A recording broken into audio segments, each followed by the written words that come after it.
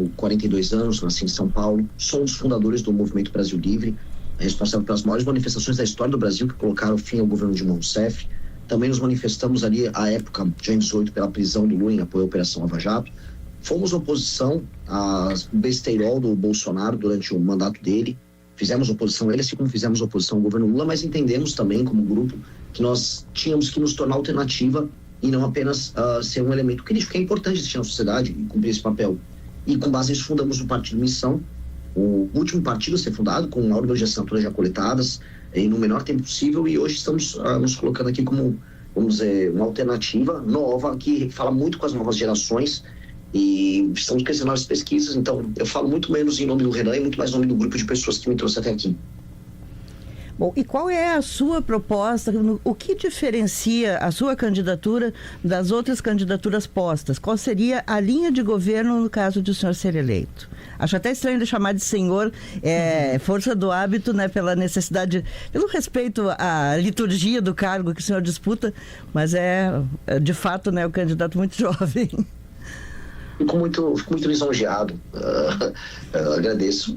Olha, primeiro assim, se eu for fazer uma comparação com o Lula, é praticamente como água e óleo. Primeiro que o Lula nem apresentou uma proposta, ele não apresentou plano de governo quando ele virou presidente em 2022, ele tinha uns chavões do tipo, picanha, as pessoas vão ficar felizes. Nestas eleições, quando eu puxo para o campo da direita, o Flávio ocupa o papel hoje do cara que não tem nenhuma proposta a apresentar. Ele mesmo deu entrevista e avisou, e deixou muito claro que não é para esperar nenhuma proposta dele, que ele não quer perder votos apresentando proposta alguma. Da parte do Zema, a gente pega aquela linha liberal, que eu até já, vamos dizer, comunguei anos atrás. Mas o que nós temos? Nós temos primeiro o entendimento de que o Brasil é um país que passa por uma crise política, social e econômica colossal. A crise política, ela é oriunda, não aí discordo de muitas análises, não por conta da relação STF, executivo ou legislativo, mas sim por conta do modelo oligárquico que nós temos, que se deu através, vamos dizer, dos últimos um século e meio, e que hoje está expresso pela atuação política do Centrão, que impede o Brasil de fazer qualquer coisa que altere as relações entre os indivíduos, né, a sociedade civil e o poder estabelecido. Que distorce de fato a democracia. Do ponto de vista econômico, a gente tem uma crise fiscal gigantesca, a gente vai fazer uma série de reformas que reduzam as despesas para permitir uma redução dos juros, uma agenda de competitividade muito forte, e aí aproveitar dois ganchos, para ser bem sucinto aqui, que vão nos permitir crescer muito nesse século se a gente souber fazer a lição de casa. Um é utilizar as terras raras para você ganhar o gap de tecnologia junto a outras nações, para que a gente possa ter uma cadeia produtiva capaz de concorrer com a China em muitas áreas. Estou falando da cadeia produtiva que vai mandar no século XXI. E o outro, usar a questão que nós estamos tendo muita energia disponível. Estou falando de energia nuclear, de energia hidrelétrica, estou falando de energia solar, energia eólica, e essa energia vai permitir que o Brasil entre no universo dos data centers com muita força e servindo de infraestrutura para a revolução de IA. Então, do ponto de vista político e econômico, se nós andarmos com essa agenda, o Brasil pode se tornar um país grande nos próximos 30 anos, que é o nosso foco. Em relação a projetos já pensados que melhoram a vida das pessoas, saúde, educação, segurança, qual o senhor destaca como o projeto para essa sua campanha?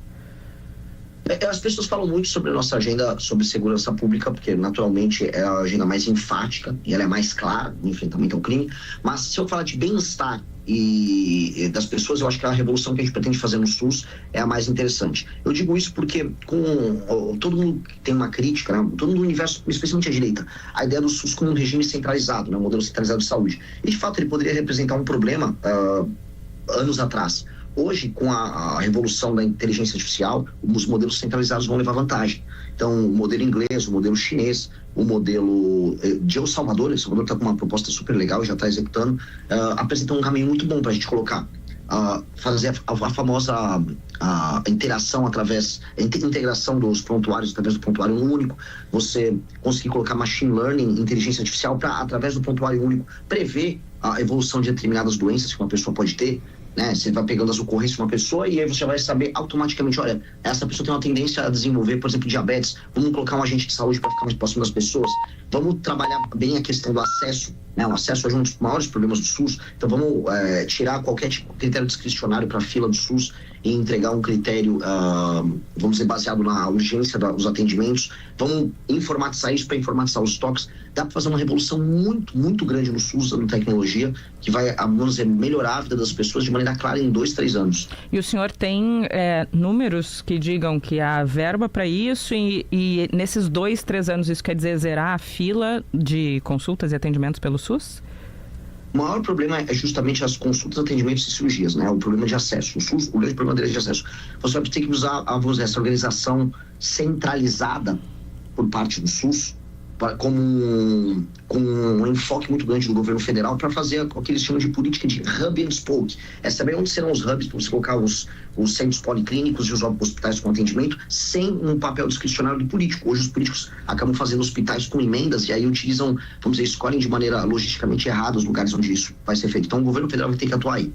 O SUS, infelizmente, vai custar mais nos próximos anos, não é nem por conta do meu projeto, mas sim porque a população está envelhecendo. Porém, um projeto como esse, ele tem um papel de reduzir custos no SUS, porque ele consegue otimizar a questão logística, ele consegue trabalhar muito na prevenção. A ideia de ter um prontuário único, de ter um machine learning, é justamente trabalhar na prevenção para que você evite que a pessoa vá para a mesa de cirurgia, para que a pessoa tenha um tratamento com uma doença crônica que é evitável. Então, a ideia é trabalhar, vamos dizer, usar a inteligência para você, no longo prazo, diminuir os gastos que você tem no sistema único. Rosane. Eu queria entender melhor a sua proposta. O senhor falou de El Salvador, né, que é um país onde as pessoas, tem muita gente que é presa de uma forma que não cabe na nossa Constituição. A sua ideia é mudar a Constituição e também em relação às emendas. Hoje o senhor disse que o país é, de certa forma, refém do Centrão e é refém, o presidente é refém do Congresso nessa questão das emendas.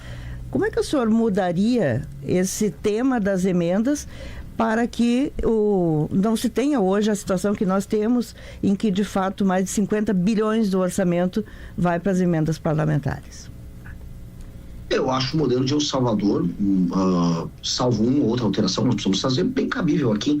O enquadramento através do direito penal do inimigo de membros de facções criminosas como pessoas que terão uma atenção especial e um direito diferente é perfeitamente passível de ser recebido pela legislação brasileira. Inclusive já passou agora, o próprio governo Lula, uma legislação no Congresso que já começa a fazer esse enquadramento especial e nós vamos levar isso, vamos dizer, como política de Estado, com o enfrentamento ao crime organizado, construir novos presídios e levar membros das facções para esses presídios. A gente precisa agora alterar a lei de execuções penais e o Código de Processo Penal justamente para retirar recursos como as progressões de pena e elementos como saidinhas para que a pessoa, quando pega uma pena de 20, 30, 40 anos, cumpra seus 20, 30, 40 anos. E a gente começa a fazer basicamente justiça para a população que hoje fica refém dessas pessoas. Acho isso não é um problema, esse aqui é uma polêmica. O outro tema que é das emendas, eu entendo que este é um problema central, porque infelizmente com o empoderamento do Centrão, esse se tornou um regime de acumulação por parte dos políticos desses partidos. E esse regime, ele enfraqueceu demais o poder executivo. O que nós vamos precisar fazer? Antes de tudo, eu não tenho problema nenhum em dando um estímulo agora, em curto prazo, para que os políticos, através da nossa reforma fiscal, trabalhem para diminuir os gastos obrigatórios, abrindo espaço para discricionário, eu autorizar o aumento das emendas, não apenas por um critério meramente de arrecadação orçamentária, mas um share do orçamento discricionário mediante cortes em gastos obrigatórios, fazendo com que o Centrão trabalhe dessa maneira, no curto prazo, como um elemento que ajude em reformas fiscais. Depois, o que nós vamos precisar fazer é fiscalizar e muito integrar a emenda com as políticas públicas baseadas em resultados que funcionem nos municípios. Ou seja, o poder discricionário que um político tem, falar, eu vou fazer uma praça em Arapiraca, igual o Arthur Lira fez um monte de praça em Arapiraca porque era a base dele, tem que acabar. A emenda do Arthur Lira, se for para Arapiraca, vai ser para estabelecer um plano já pré-estabelecido de gestão que vai melhorar os indicadores de Arapiraca. Bom, eu queria lhe perguntar sobre alguns temas importantes, né, e até polêmicos na área de economia. O senhor já falou sobre o juro. Qual a sua política para permitir que o Banco Central reduza a taxa de juros e se concorda com a política monetária que o Banco Central está implementando agora? Para mim, todo tipo de ajuste fiscal, isso a literatura ela vai toda nessa linha e as experiências internacionais mostram isso, tem que ser baseado na despesa. Ajuste fiscal baseado na área da despesa é ajuste fiscal que tem efeito mais duradouro. Portanto, o que o Brasil precisa é um ajuste fiscal de efeito duradouro, para a gente não ficar eternamente discutindo isso. E um ajuste fiscal feito na área da despesa, ele acaba tendo dois efeitos positivos. Um é atrair investimento e aumentar o PIB, e o outro é diminuir a despesa, permitindo uma redução de juros por parte do Banco Central, e com base nisso a gente altera a famosa relação dívida-PIB, e a curva de juros cai nesse sentido, né? Então, isso tem um efeito positivo em todos os termos. Eu quero ser um presidente que vai interferir muito. Diminuir quais despesas? Podemos fazer a lista toda aqui. A gente pode começar das renúncias fiscais, que são gigantescas e colossais no Brasil, especialmente no teto. Vamos começar no topo, grandes empresas. Existem empresas hoje que atuam, por exemplo, na Zona Franca de Manaus, para dar só um exemplo da Honda, que tem mais de 16 bilhões em renúncia fiscal. Vamos falar, por exemplo, do teto, né, do alto funcionalismo. A gente está falando de 5 a 15 bilhões de reais que variam no orçamento anual. Vamos falar, por exemplo, de uma nova reforma da Previdência que infelizmente terá que ser feita. Muita gente não queria falar desse assunto, mas a gente já tinha avisado na primeira que colocaram tantas exceções que hoje vai ser necessário fazer outra reforma previdenciária. Eu estou falando necessariamente de uma desvinculação de gastos que permita uma autonomia orçamentária maior. Eu estou falando, por exemplo, de uma desindexação do aumento dos gastos de BPC, seguro-desemprego e aposentadoria. São todas medidas que são protocoladas numa PEC, que já foi colocada pelo nosso deputado federal, Kim Kataguiri, e são medidas que vão ter um efeito gigantesco. Estou falando de 3,3 trilhões. Isso não é uma estimativa minha, isso aqui é a equipe técnica da Câmara que participou da elaboração desse projeto, que em 10 anos tem um efeito de reduzir 3,3 trilhões. A gente está falando de uma reforma que altera a dinâmica de gastos e funcionamento do Estado brasileiro, o que vai permitir não só a queda dos juros, mas queda nos impostos no longo prazo, para que o Brasil fique um país fiscalmente sério. Retomaria a taxa das blusinhas? Não, acho que não tem nenhum sentido isso aí. Acho que, imagina, a gente está falando de um país em que as pessoas perderam a capacidade de consumo. Aí os poucos bens que as pessoas podem comprar, como um pequeno eletrônico, uma blusa, uma roupa, uma coisa que mantém a autoestima de uma moça ou um cara que está trabalhando, sei lá, como entregador, precisa de um celular, esse pequeno insumo de trabalho, vou colocar nesses termos, ser proibitivo é bizarro. Vamos dizer, uma falta de noção gigantesca. E a discussão do fim da 6x1 e da redução da jornada semanal, qual é o seu posicionamento? Eu sou contrário à proposta que veio do governo e considero vexatória a postura da direita brasileira em sequer se colocar na mesa para discutir.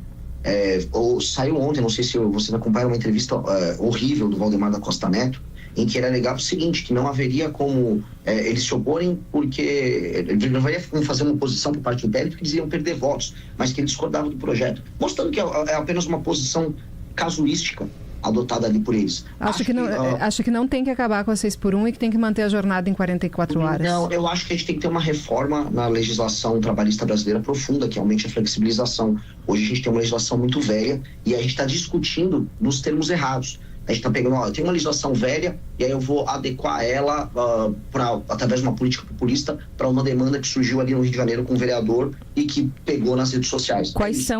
Qual é a maneira correta de tratar desse assunto, na sua opinião?